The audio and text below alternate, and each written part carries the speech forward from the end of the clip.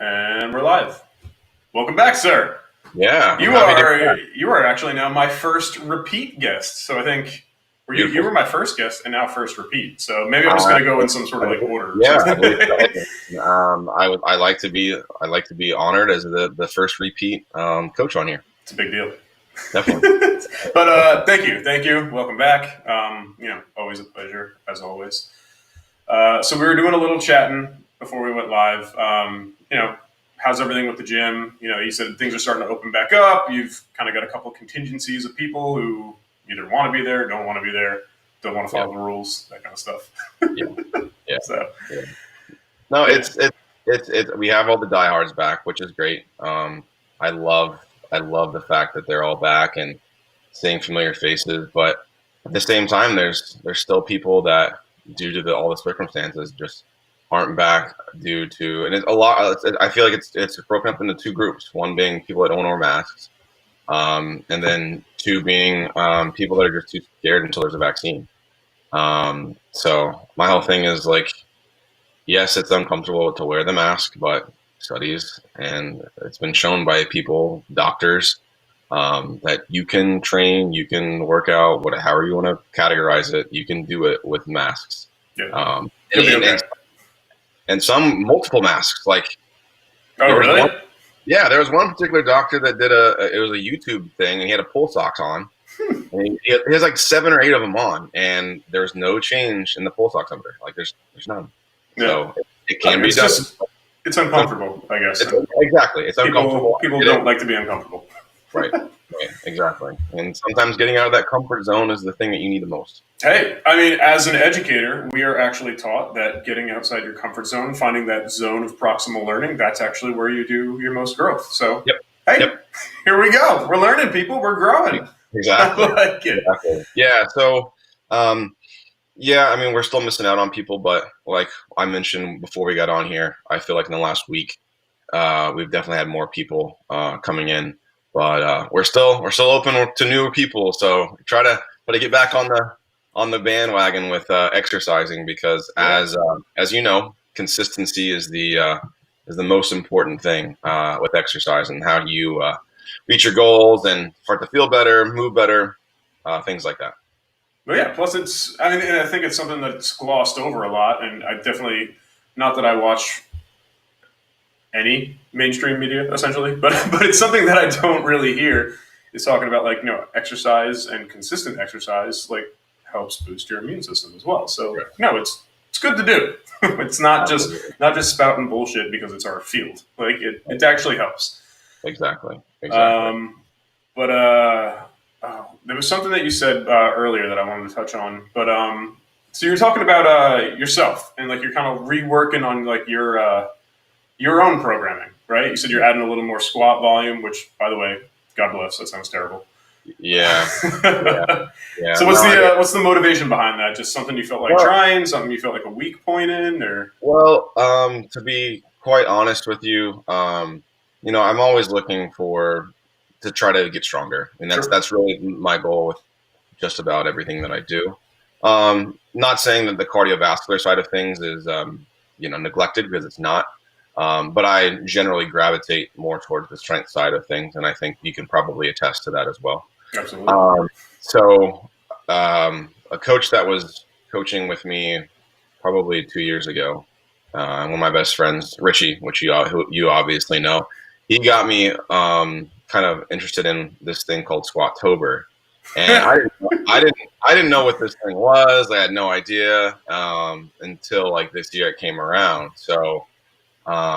It just happened to be one of those things where I finished my own particular program, probably like 3 days into when this program started. So it was like timed up pretty well. Yeah, it was like great timing. I had my new numbers, and basically I was ready to go into this particular thing. And I'm on day like 16 or 17 of it, and.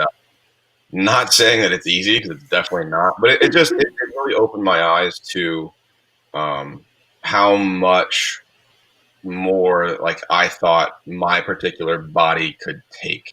Like so stay in, for instance, where when I was programming, I would generally I would have like 3 warm-up sets up to whatever my top weight or percentage would be for that day. And then I would have anywhere between wherever my volume was at, let's say 3 to 5 sets at my top weight or percentage. Then I drop it down and get a little more volume work. Yeah, ideally I would try to get like 2 to 3 sets of volume work in there. But when I got to that point, it was like, yeah, let's do like 1. Yeah. So I wasn't my I was kind of my own worst enemy in that regard. And doing this particular program, like I said, it's definitely opened my eyes that, hey, like do the volume work up front, and that's going to help you in the back end. Like for instance, I think it was a week or 2 ago. Granted, the percentages weren't super high. We're talking like, I think the highest one that I was at was maybe 78 or 80%. But there we had 78 squats, like 78. Wait, like is this 78? 78 In a set? Or like total? total. Okay. Total. But Just- I hadn't that type of volume in forever. No, So granted, the rest times you're looking at 3 minutes, like standard rest time. But yeah. How are you I breaking mean- that up though? Like how many sets? so I can't exactly remember, but it was like, say, 2 sets at 60%, 1 at 70, 2 at 75, 1 at 80, something like that. Okay, so you're almost like working your way up the ladder kind of thing, Yeah, and then yeah, just in yeah. total, it ends up being in the neighborhood of 78 squat. I gotcha. That's And still a again, damn lot of squats, dude. yeah. So it's just been it's been challenging, not only physically but more so mentally. Yeah. Something that we touched upon a little bit before we got on here was just how much your body physically can take. It's that mental side of things that will create that, guy in the back of your head creeps in and starts saying, hey, start second guessing yourself, and then that's when your body quits. So trying to shut that guy off from saying quit now. Yeah. To Well, that's push something I definitely learned about myself when I was doing more like pure strength work when we were working together over at Health Quest. Right. Is I found that I could usually end up doing more when I got my mindset correct. Yep. Even if it was like a weight that I had struggled with. And I also found, again, working with clients, then like they have to find that balance of like, let's just fucking go for it. And you almost need that kind of mentality when you're lifting weights, whether it is like reps or if you're going heavy weight, that kind of stuff, because this goes before the muscle.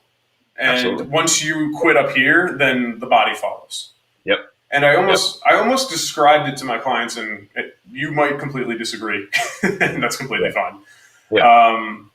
But I was saying when we're really trying to push ourselves for whether it's max reps, max weight, whatever, if we're doing a heavy set of 3 or 6, whatever it is, when you lift that weight up and you're about to start, and you're like getting ready and you're taking your breath for that like first rep of those 6, we'll just say.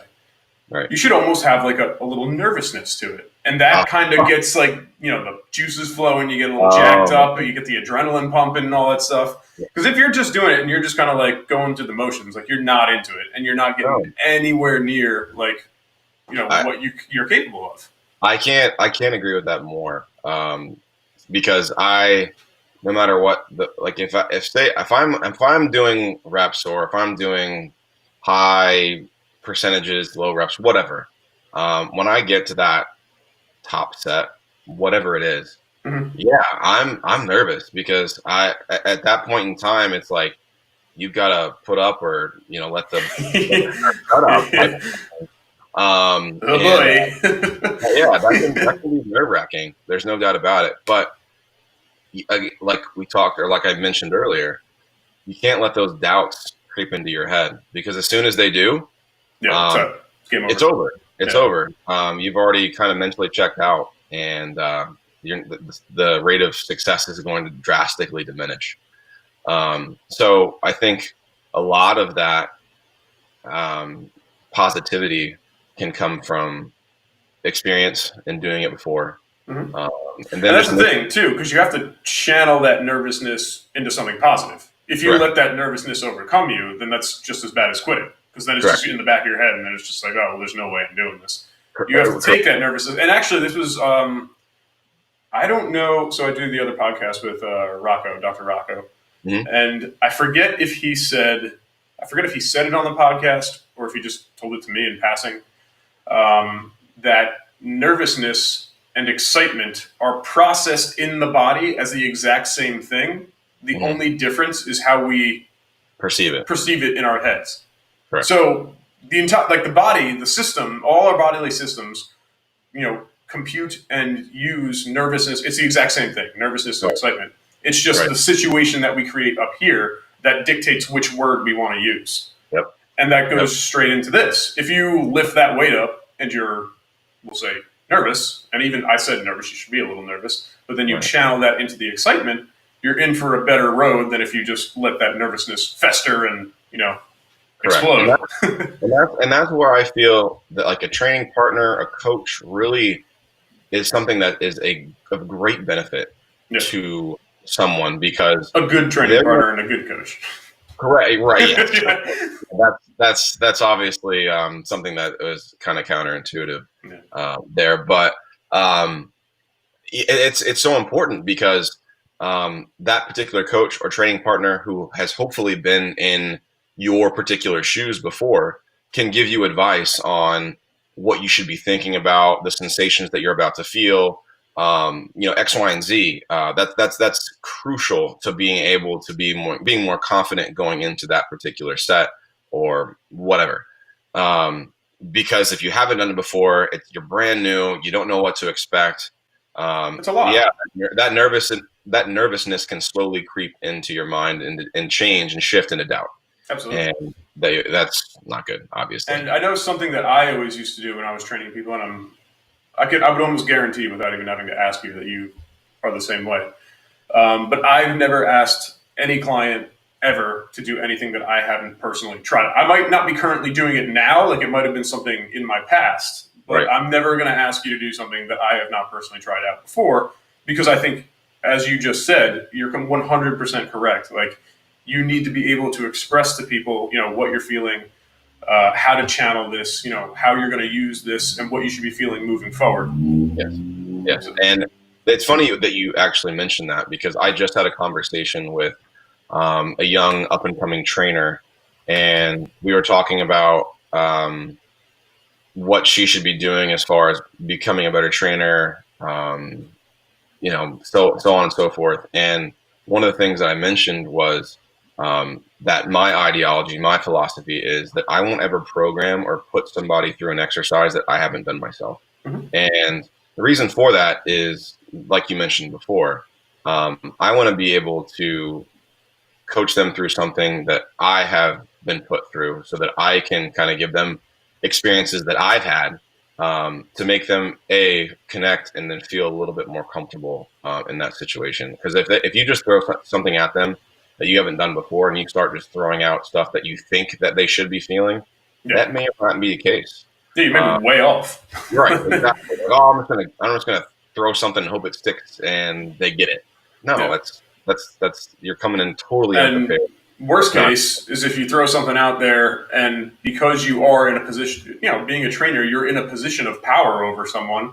They might just assume that you know what you're talking about and be like, oh yeah, and maybe they're completely off. Maybe they don't, they're not feeling that, but you convince them, or they're now convinced that, oh, maybe I should be feeling this, or blah, blah, blah, and they're not. And now you're just adding a whole bunch of stuff that doesn't need to be added to this, pot of whatever's going on. Right. Yeah. So I think that's really important, that you make sure that you put yourself through stuff that you wouldn't put something in to your client or a group that you haven't done yourself, because that's not setting them up for success. And that whole thing about that mental side of things is just non-existent because you haven't done it before. But yeah, so that's kind of what I've been doing as far as like the volume stuff. And again, that's definitely been eye-opening to the mental side of things and pushing myself a little bit more. But you did say, you weren't really into the whole cardio aspect, but I'm sure doing 78 squats in a session, that's cardio. There's definitely some aspects of cardiovascular work in there. And I think that's another misconception that like working with weights Do you and need to resistance run? training, Like uh, running is cardio? right. It's like no, running's cardio, like biking is cardio. No, I mean I mean, there's a it reason is, but it's not the only way. there's a reason why rep work with weights, whether it's barbell, dumbbells, cables, whatever. There's reasons why there's particular rep schemes that are supremely cardiovascular in nature. Yeah. It doesn't matter what you're doing. You can go through a cardiovascular stimulus with stuff that isn't necessarily always labeled by the mainstream media as cardio. Well, I guarantee you, when you hit reps, 76, 77, 78, your heart's probably beating out of your chest. 100%. So, Yeah. Yeah. I mean, there's stuff that people would look at as more cardiovascular in nature, say like jumping rope or running, where uh, I wouldn't necessarily say that my heart rate is that high particularly, but whenever I'm on my 12th rep of 15 or so squats, my God, it's at least for me, yeah.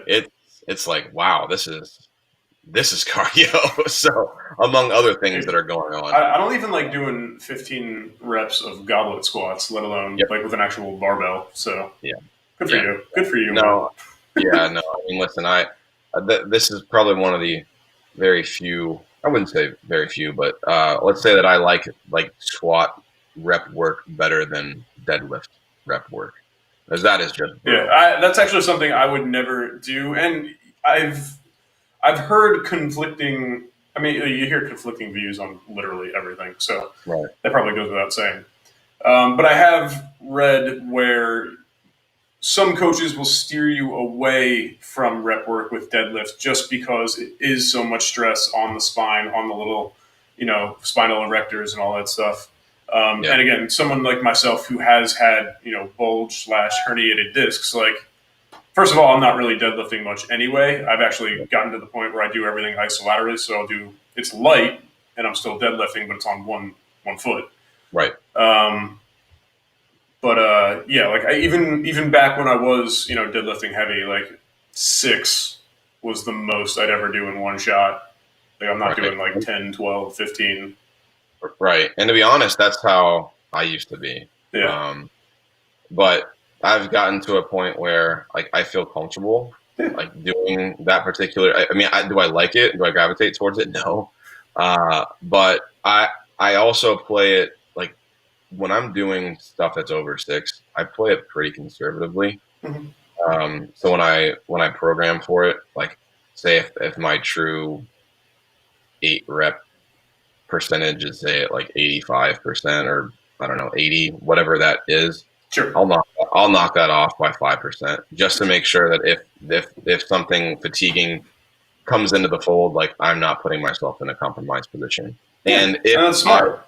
And if I'm doing a straight bar for rep work and something just doesn't feel right, like I'll go to the trap bar. Yeah. and because as I think we mentioned on the last podcast that I did, as soon as you get a bar out in the front of your body, whether it's front squat, back squat, things drastically change.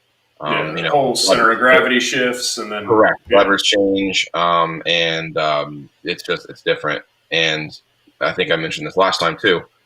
I feel like when I'm working with clients, I can think on one hand of the clients that I've had in the past 6 years that I've been comfortable with just throwing on a straight bar. Yeah. I always start kettlebells and then move trap bar. And then if they really want to, and if they're comfortable, then we'll go to the straight bar. Yeah. Because I just feel like the risk reward benefit continuum, if you want to call it that, it's just better just to do it with that bar or with the trap bar as opposed to it gives you the extra inches, Right. So right. And there's really unless you are competing or an Olympic lifter or a professional athlete, there really is no I don't want to say legitimate reason, but you don't have to. right? You don't have to lift a straight bar from the floor unless you like need to for your career or a Right. competition. Yeah. It's something that's extremely specific to Yeah. whatever you're doing, whatever. Again, I wish someone had told me this 20 years ago. There's a lot of things that people wish told me 20 years ago, especially in the realm of fitness, because man, there's so much untapped potential that I feel like I could have had, but Yeah. I mean, there's no guarantee I would have listened anyway. So yeah, no, exactly. The whole listening thing. Oh my gosh. It's a big part. Man, and some of the kids that I talk to and teach now, it's like that don't want to listen. I'm like, oh man, I feel like such like a get off my lawn like guy, but man, I wish that some were more receptive to what I'm saying, because again, it all goes back to the whole like I've been through this before. Yeah, well, at least for you in that sense, like it's not like you're just being grumpy for no reason. Like you're legitimately trying to keep them safe. So yeah, I remember one instance when I was in high school, and I'm sure that you went through this too. Probably. We also at the local YMCA, and we were doing bench press, and I was bringing the bar down. And when I tell you I was bringing the bar down, I mean there was like no eccentric, like just bring the ball falling on your chest, the bar down, and use your sternum as a trampoline back up. And I remember one guy coming up to me and being like, "Hey, like that's not how you do it. A, you're gonna get hurt. B, you need to go down and wait." And I thought this guy was the biggest asshole. Like, who do you think you are? And I this guy. The guy was just trying to help me, and I wasn't rude or mean to him, but I kind of just dismissed what he was saying. Like, okay, in one ear out the other. Exactly. And I look back and I'm like, man, the guy was right. Whether he had credentials or not, like, he was right. Yeah, man. Yeah. Sorry, did you have? No, it's all good. It's all okay. So you've said that doing more of this rep work's it's a deviation for your norm.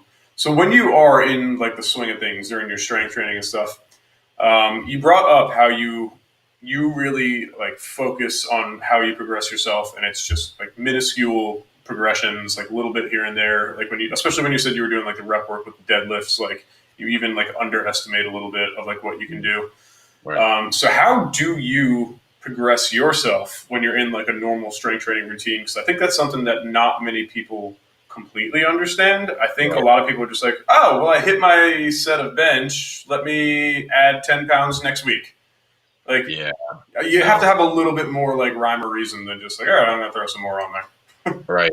Well, through the experience that I've been through with training just myself in general, and then from what I've learned from people and the education that I have, my normal program or programs run anywhere between like at the lowest 6 weeks, mm-hmm. and at like the longest probably 12.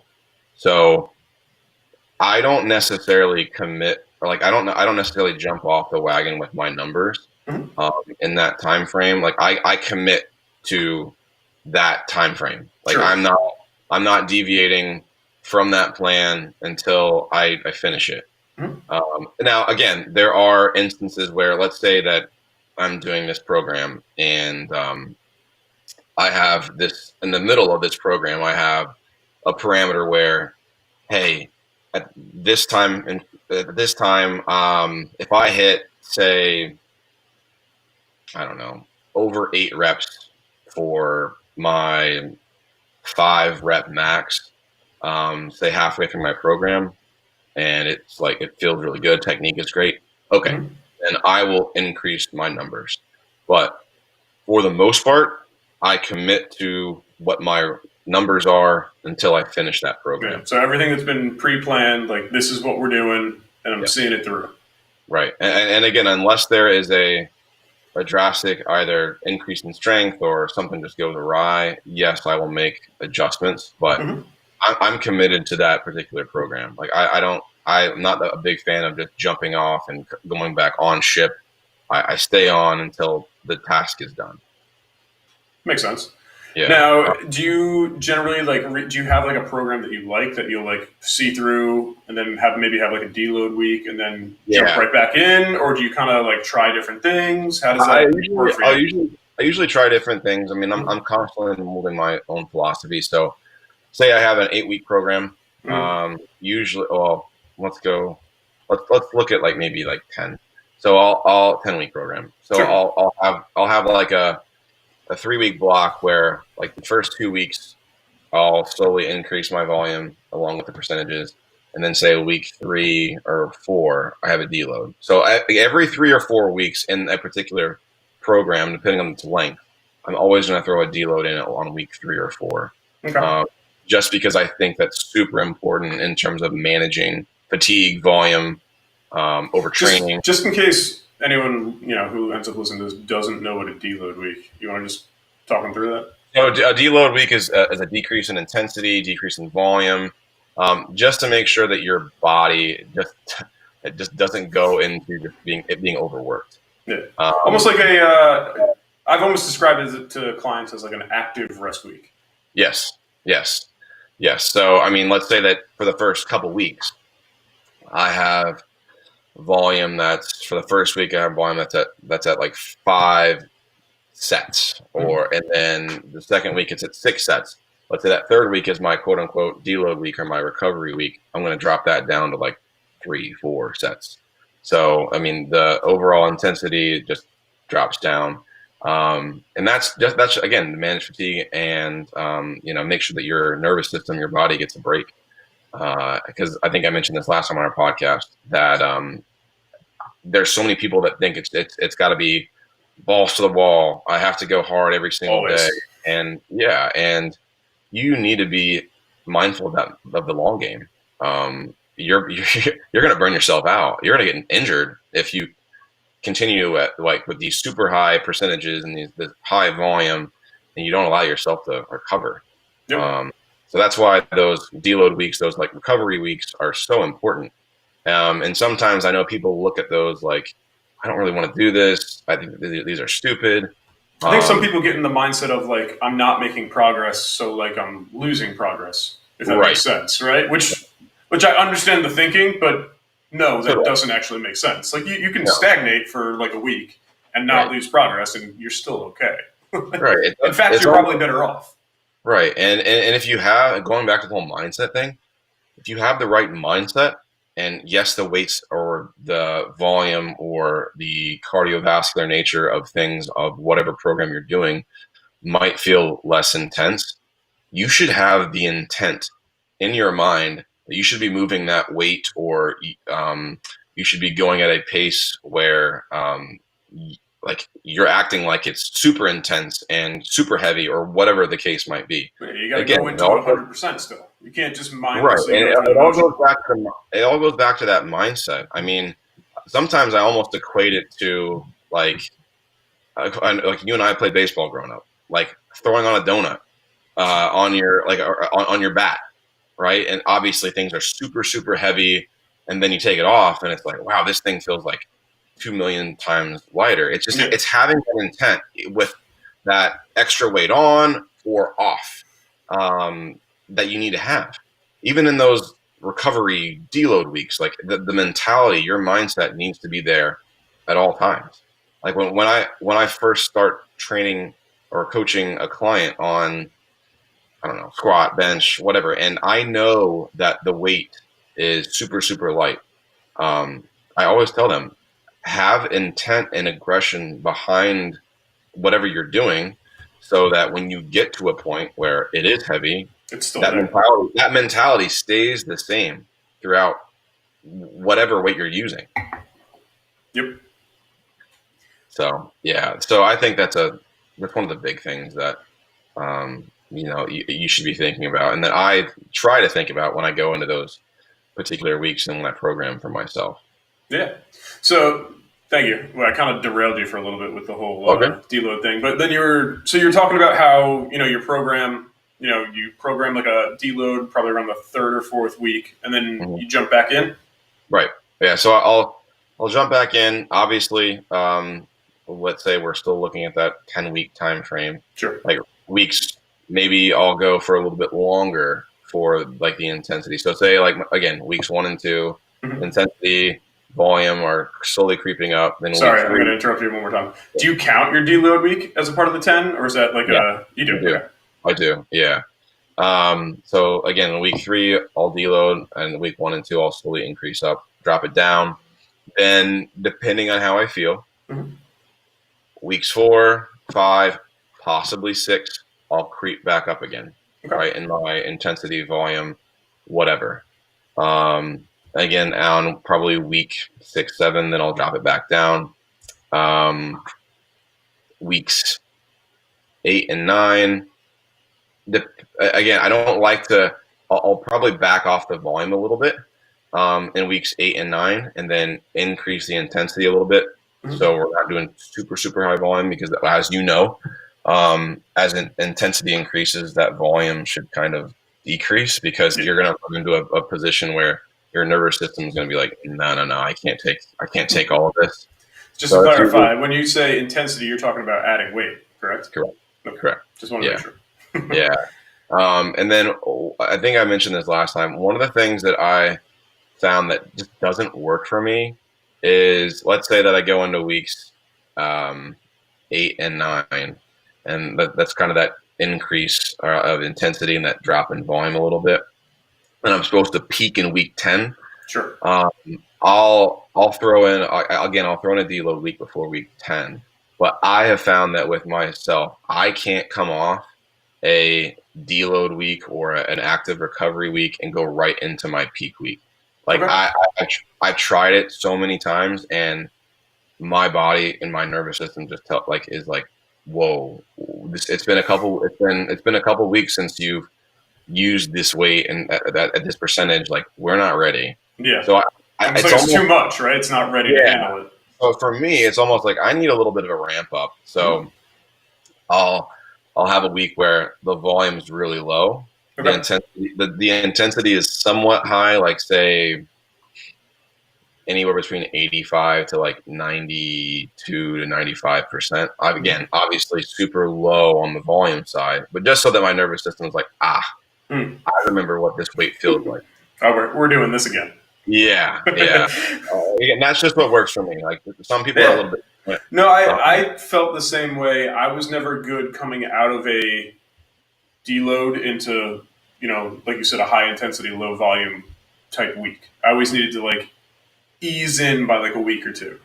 So yeah, I think a lot of people are kind of on the same page because it's a lot. It's a lot to go from like almost cutting your intensity in half right. and then nearly maxing out. Right, right. So that's something I found that works for me a little bit better. But again, some people can do that. They can come off a deload and they feel super energized and Yeah, ready we're to go. freaks. Right, yeah. And So it's I'm not one of those. I wish I was. crazy people who can do that. Right. I'm not one of those. So that's what I found that works for That's me. cool. But really throughout this whole like month or past couple months that I've been training, it's really been about like mentally pushing myself to a point where it's uncomfortable. Yeah. Um, and going back to the whole experience thing, I think that's super important because you can get to a point where pushing yourself is just it's dangerous. Yeah. And that experience, that technique is something that you need to be able to rely upon to be like, all right, this is what I have to think about. You can do this. Again, going back to that whole positive mentality, it's so important.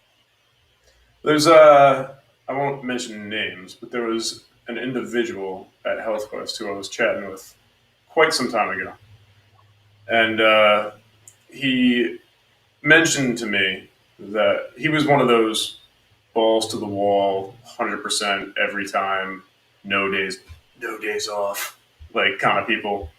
He's like, yeah, like sometimes you just got to be brave enough to go in there and just throw the weight around. It's like, brave? Is that the word you really want to use?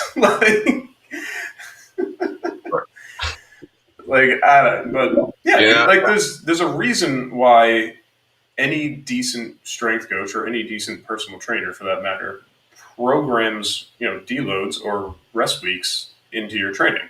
It's because you right, physically need it. Yeah. And to the point where I've heard people who go all out for maybe 20 plus weeks and they get sick because their nervous system can't handle it and it shuts down their Yeah. immune system, and then like a cold that they should be able to fight off becomes the flu. Like it, Something's going to break down, whether it's your yeah, immune system, it's that whether it's whole little cliche like something's got to give, but correct. yeah, like, Yeah.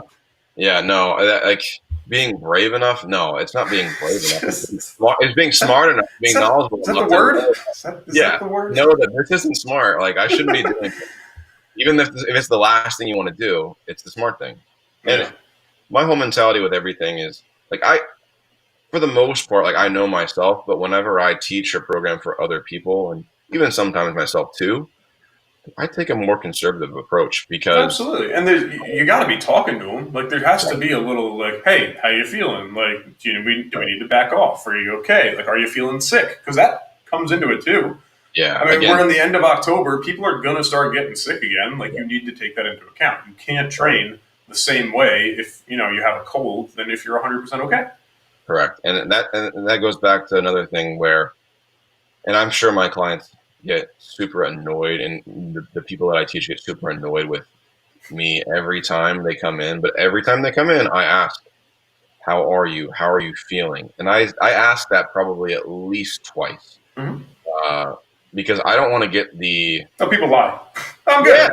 Are you sure? I don't want to get the You standard limped in here. Are you sure you're okay? I don't want to get the standard answer of don't just say good. Explain to me, communicate to me how things actually are, Yeah. because I as well as you have been in a position where yeah, I feel great, and then 15 minutes go by, and then it's like, oh yeah, yesterday I went to pick up this log and put I it got on the fire. rear-ended on the way here. Yeah, I put it on the fire pit, and I did something. Oh, we're getting ready to do a 5 rep max on the deadlift. This is now you're telling me this now? Like, Yeah. come on. It's a matter of So yeah, so the communication between obviously yourself yeah, and it's the huge. client it's pretty important. And it's the toughest thing because, as yourself, you just said it, you know how you feel. So I know, like, if I'm warming up, let's just take the deadlift, and I'm warming up with 135, and I can tell immediately, you know what? This isn't happening today. Something's a little tweaky. Like, Yeah, I'm going to stay here. I might do like 3 sets of 10 just to kind of go through the motions and maybe see if I can work it out. But that's it. Like, right, I know immediately. Like, I can't tell what you feel. I need you to tell me. And I'm right. not going to judge you, and I'm not like trying to belittle No. you. Like, I literally need to know to do Yeah, my job effectively. yeah, yeah. And a good coach or a good trainer, however you look at it, they will come in and they will make adjustments and they'll modify it for you. Yeah. Because that's super important. Because the last thing that you ever want for someone is to put them in a position to get them injured. Yeah. Like, oh, your back's a little tweaky. All right. Let's try trap bar. No, that doesn't work. How about rack pulls? No. How about a kettlebell? Like, Right. there's a billion different ways to deadlift. A billion Exactly. different ways to deadlift. We Yeah, and don't it's like have to pull a bar off the floor. correct. And if you want to work that posterior chain, okay, say deadlifts are out of the equation. Hinges are out of the equation. Yeah. Let's go to a machine. Yeah. Hamstring curls. Even the glute ham, you got some extra support there. Correct. Like use I love valve. that thing, man. That thing's awesome. Yeah. That's like the only hinge I'll like rep out, and I'll just go nuts on it. It's just Yeah, I love those, but the thing that is bothersome to me with those is that they look so bulky, barbaric, and intimidating that a lot of times in many gyms, ours included, nobody's on it because A, they don't know how to use it. B, it looks super intimidating, and then C, it just becomes like a desk for people. yeah. Well, it's usually like stuck in a corner somewhere, and if you don't know what it is, you're just like, what the fuck is that contraption over there? Like, I'm not jumping in that thing. Right. It's gonna rip my spine out my ass. Like, what's going on? Right. Yeah. Our GHR, our glute ham raise, is in the very back corner of the gym, and it's like behind this pole, so you can like barely see it. And then like we don't have we unfortunately don't have a reverse hyper. Like out on the floor, but it's back in another sector of the gym. Mhm. And I sometimes go back there and I'll train clients. But a lot of times that particular sector of the gym, like they don't use it. That because if you're aware of what a reverse hyper looks like, I'll try to describe it. But essentially, you have your arms on like what looks like a pad, or it's like a plank pad almost, and then your hands are on these handles. Almost looks like a And medieval torture device. correct, yeah. So Just, your torso is kind of upright, or like not upright, but more horizontal to the ground on that thing, almost like you're doing a plank, and your legs are kind of laying vertical, and you pull up that pulley and bring your legs up to where your whole body is horizontal. But basically, that where you put your arms on the pads, that's used as like almost like a desk. It's not even used. Like people have all their stuff on it, and it's just like, oh my it's where the gosh, trainers put their clipboard and right. This is such a great machine, yet it's so people don't know how to use it. call it So misunderstood. yeah, it's very misunderstood. Yeah, but that, again, those are other ways that you can load that posterior chain without having to put someone in a position where they're going to get hurt with a deadlift. You don't have to. Absolutely. Like if you have a posterior chain day where again posterior chain is that glute, hamstring, low back, upper back area. You don't have to force them into that deadlift. There's other things you can do. You just have to be knowledgeable and creative to be like, oh, this is what we can do instead. Absolutely. So just real quick, because I'm asking for my own curiosity now. Yeah. When you get to like that week 10 or 12 or however many weeks are in that program, are you Yep. usually finishing up with like a 1 rep max to kind of reset yourself for your next go around, or is it kind of just in like a 2-3 rep kind of range? I usually will go for that 1 rep max. Yeah. And again, I think to me it's like I like that, Mhm. and I'm comfortable with doing like a 1 rep max because I've done it before and I have some experience with it. Now, if we're talking outside of the realm of myself and like if would I do that with clients or a group? No. Yeah. Uh, I, Oh, God, I, no. Anyone who does a 1 rep max with a group should be shot.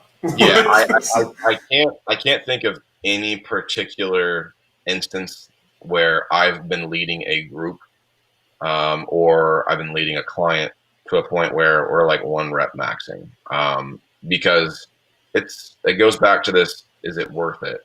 Yeah. Is the risk reward worth it? No, because in my opinion, because you can get just as much information out of a 3 or 5 rep max, and you can infer what Yeah. a 1 rep max could be without that high risk of injury. Plus, you have to take into account, like we said, it was like the first thing we said, is are you actually getting a true 1 rep max out of your personal training client who may not have the mindset of Correct. this is my 1 rep max, like let's fucking go.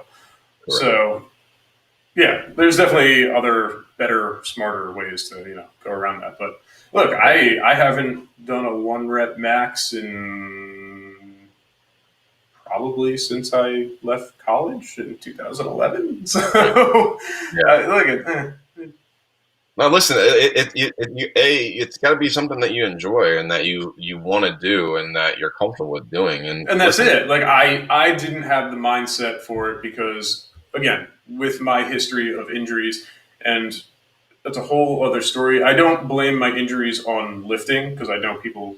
I've had conversations with people and we're just like, well, if you have these back injuries, like, why do you lift heavy? And I was like, it's not because like of lifting heavy. It's because one, first of all, it started with a freak accident, and two, it's because my entire high school / college career, no one fucking taught me how to do anything. yeah, So yeah, yes, like, was it exacerbated by like lifting? Sure, but it's because it was incorrect lifting, not. right.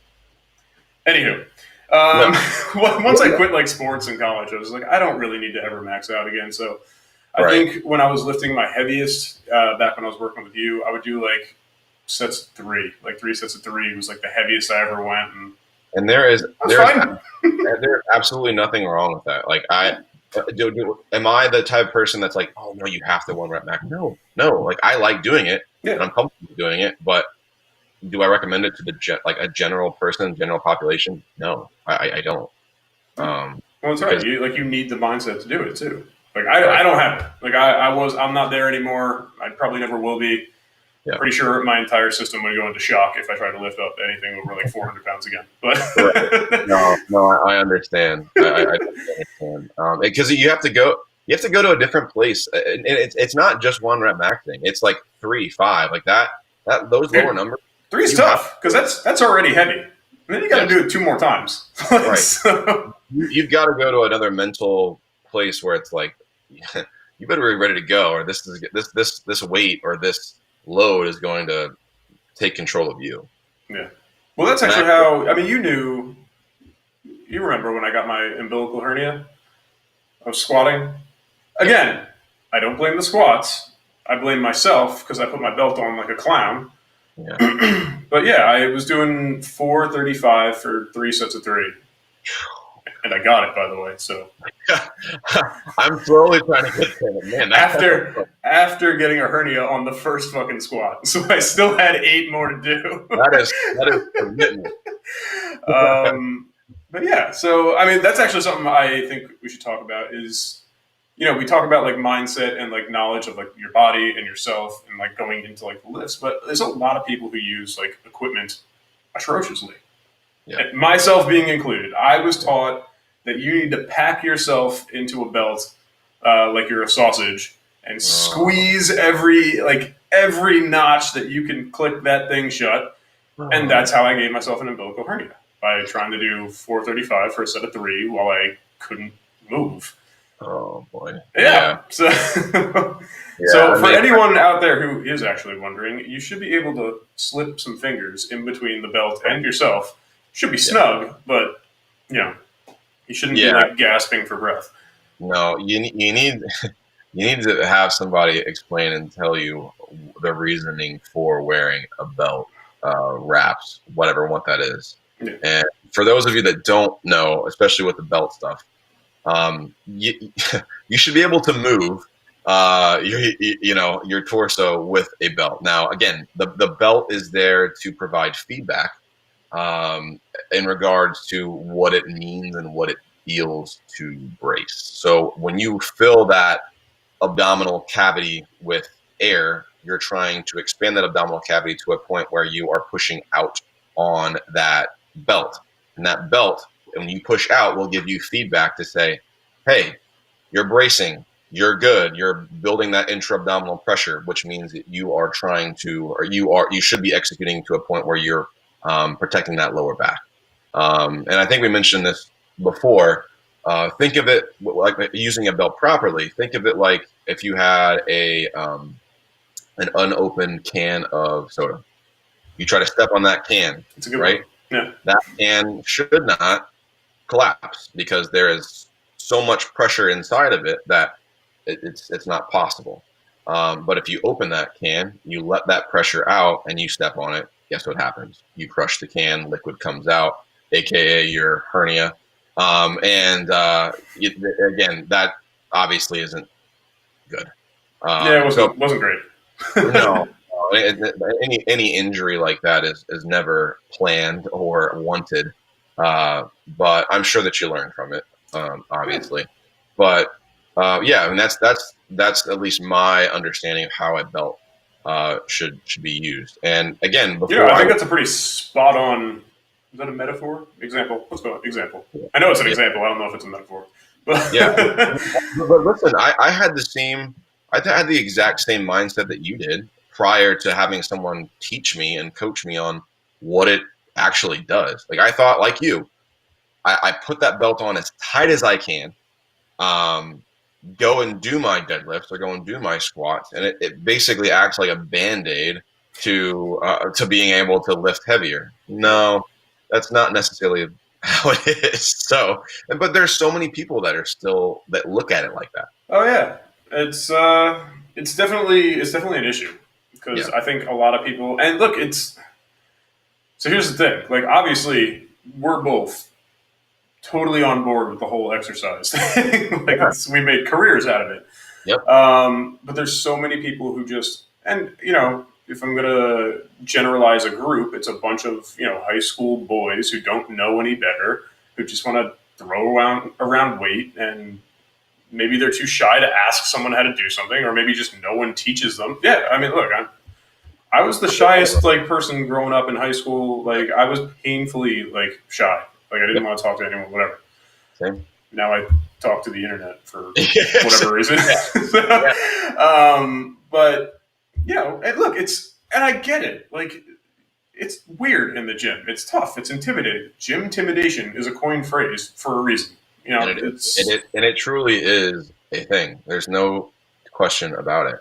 But you need to make sure you take the time to at least, if you don't want to ask anyone, like read and from a reputable source. Like don't just pick the first Google article you see. Like find like a good blog, find a good podcast, someone who's at least seems knowledgeable about what they're talking about. Because it's true, like you can get hurt, and like I said, thank God. Well, I mean, I could probably classify some of my injuries as significant, but I've never like torn anything. Well, actually, I guess that's not true. I had an umbilical hernia, so technically that's a tear. Anywho, so other than my herniated disc and umbilical hernia, I would say I've gotten away pretty good going through the process how I did. Like not knowing a lot for years and kind of using myself as my own experiment. Right. I think things could have ended up worse. I think that's what I'm trying to say. Right.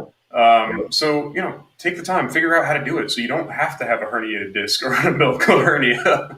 It sucks. Is that, yeah, no, but is that to say that even if you get knowledgeable and know what you're doing, like things can't go awry? Again, listen, well, anything can happen, but I think you're at least setting yourself up to be in a better position to where the chance lessens. Yes. That's where I'm trying to go. Like injuries happen, whether you're a professional athlete or you're like us, Joe Schmoes. They're going to happen. Speak for yourself. Right. I could still throw 100 miles an hour. In high school, I benched 315. Yeah, right. That guy. I had a catch at my parents' house with my cousin, and my arm was like numb for a week. It's just like. This is where we're at in life. Yeah, it is. It's terrible. It is. But no, I mean, injuries are going to happen. And I was just explaining this to a client this week. This particular client, she has this mindset that cardio is king or queen, or however you want to look at it, and that all other realms of fitness aren't necessarily something that she needs to do. And how happy is that client? I struggle with it's really taxing on me because it's just draining because I think I really got through to this client this week because I put it to her like this. Let's say that you like gardening, right? And you have a 30, 40, 50-pound bag of potting soil or whatever. Sod, whatever it is, and you're not strong enough to be able to pick that up. Do you really want to be able to have to rely on your husband or your neighbor, somebody else to have to do that for you? Like, in order for you to be effective and efficient at all realms of fitness, that includes strength, that includes cardio, that includes mobility, and I want to try to, at least with myself and hopefully my clients have the same mindset. Like I want to be independent as long as I can. And that particular realm of fitness is part of that independence, being strong enough. So that we had a little bit of like an intervention, I guess you would say, like mid-session. That's good. And I think you handled that pretty delicately woo. I would have went more the route of, I'm assuming, I forget if you said it or not, but it was a female client? Yeah. Okay. Generally, my go-to is, look, females are 4 times as likely to get osteoporosis than males. Yeah. And, you need to strength train in order to prevent this from happening because, lifting heavier weights obviously puts stress on the muscles. But what are those muscles anchored to? Your bones. So now you're stressing the muscles, you're stressing the bones. That's going to cause your body to fortify the bones, make them stronger, and you're going to prevent osteoporosis, which I actually was doing a little reading a couple days ago. It accounts for something like 2 million breaks a year or something like that. Oh my gosh. That's insane. I had to reread. I was just I had to make sure I was reading the right numbers. I was 2 million breaks a year. Wow. So I would have went the scare route, but hey, yours seemed like it was better. Well, It was just I feel like before that instance, I didn't. I feel like every time that she mentioned it, she like kind of like caught me off guard, and mm. I got somewhat like flustered, and I didn't necessarily explain it very well. So the reason why she probably continued to have this particular mindset was because I wasn't explaining it very well, or in terms that she could understand. Yeah, Uh, and that's and part I of feel like it. that definitely got through to her. And I know that we've talked a lot about strength training because that's like what I think myself and you gravitate towards. And that's not to take away from any other realm of fitness, like your cardio or your mobility or flexibility. But it's just to reiterate, and I want to make this clear that being efficient and good at all of those particular sectors is incredibly important. Yeah, absolutely. And always remember, like, just because like it's good to incorporate cardio, it doesn't mean you have to run miles. Like, No, I don't run. I no, hate running. yeah, But what I do try to do is I generally strength train, in the morning every day. And then I try in the afternoon. And again, this is just my personal preference. Like, no one has to copy exactly what I'm doing. But at least I would say 3 to 4 times a week, I try to either go for a walk or I'll do like a 20-minute kind of almost like circuity kind of thing where it's like lighter weights. And I'm kind of going through movements. It's just to elevate my heart rate a little bit. yep, yep. And yeah, so I think people sometimes are under the misconception like I have to like, because hit training's popular and intervals and blah blah blah. It's like you don't have to be like crying in a pool of your own sweat and tears on the floor No, and consider it cardio. Like it just no. elevate your heart rate a little bit. Go for a walk if you want to jog, jog. If you want to bike, bike. Yeah, I mean, Whatever. yeah. Listen, I do the same thing. Like, I'll obviously walk with the dog. Yeah. My intensity is a little bit lower whenever we go on walks in the summer because it's blazing hot. And, Yeah. and I think I mentioned this before. We're both trainers. We're both in the fitness industry, and like I hate to sweat, so it doesn't really make sense. I So, don't really have that option because essentially, as soon as I wake up, I'm just some form of sweaty. well, So, contrary to popular belief, I am in that particular realm and sector as well. So obviously, when it's a little bit hotter out, like I won't go super intense with the walks, but I'll do that. And then I really like jumping rope. So something I've I done, never really got into, yeah, but I really like that. And a little more barbaric, but I really like kettlebell swings a lot. I think that is one of the best ways to not only strengthen the posterior chain, but man, that really gets the heart rate going, at least for me. oh, So I'll do a absolutely. lot of That's that. actually so. I'm the only reason why I'm different is because of my history. Right. Kettlebell swings I do purely as like an explosive exercise. So I'm doing Mhm. them hard and I'm doing them fast for like sets of three, and like that's Yeah. about it. Right. Because I look, I've tried doing them for like time, for reps, blah blah blah, and that was when I like felt that. It's like, Well, ah, again, fuck. it's loading that movement pattern that you haven't had the most success with, and or Yeah, like with the like the injury stuff, and it goes back to, is it worth it? yeah. No, it's not. So listen, if that doesn't work, it doesn't work, and that's okay. And there's always other stuff that you can do that gets your heart rate up. If it's And that's the key point with fitness in general, right? We made the point with the hinging. If you're a little tweaky, you don't right, have to deadlift today. Like there's a yeah, billion other things we can do.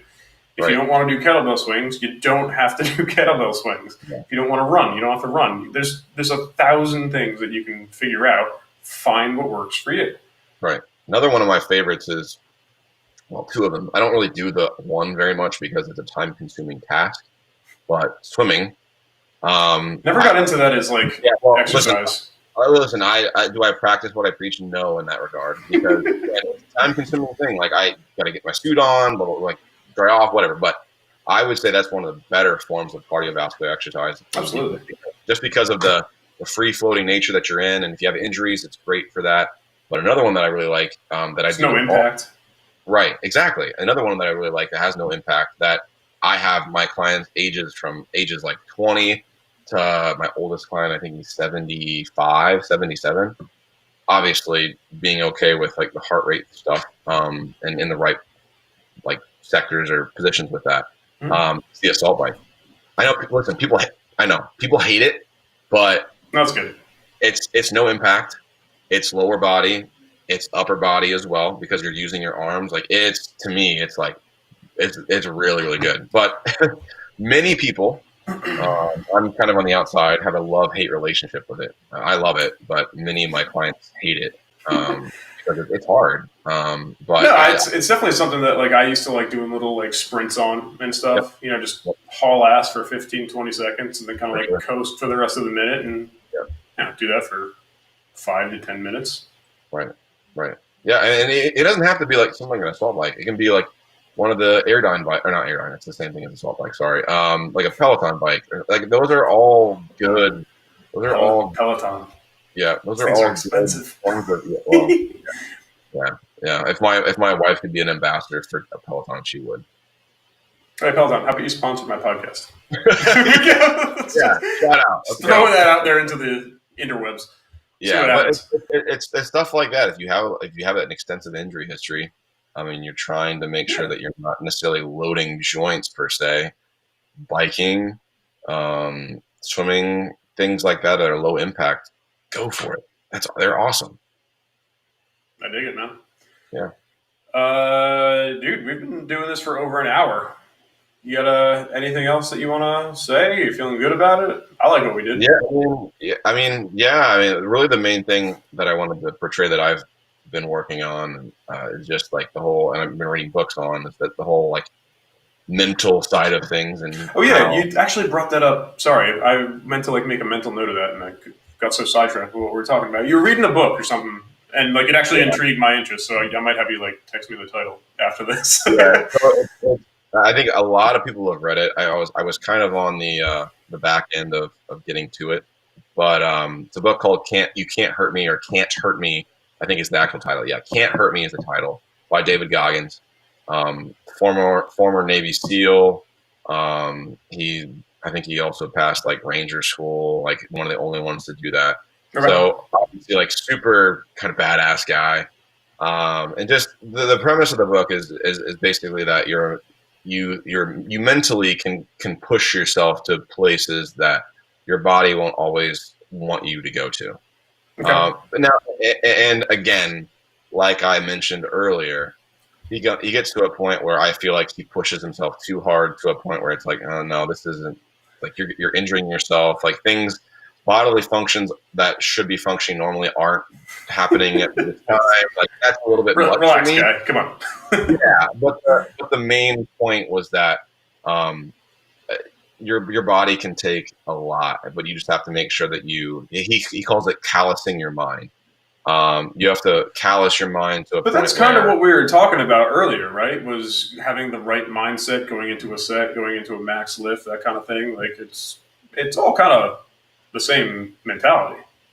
right. But I think what he was trying to say and what we kind of alluded to earlier was that you have to have experience and you have to have practice to be able to put yourself in the right positions to succeed. I got you. Yeah, Yeah. that's awesome, man. So Yeah. yeah, dude, we've been doing this for like an hour and 10. I think it's like an hour and 10 exactly. So thank you again. It's always a pleasure. You got Always it. great to chat fitness with you. Definitely. I enjoy it. Yeah, dude, we'll do this again. All right. Awesome, man. Thanks again. Take care, sir. See ya.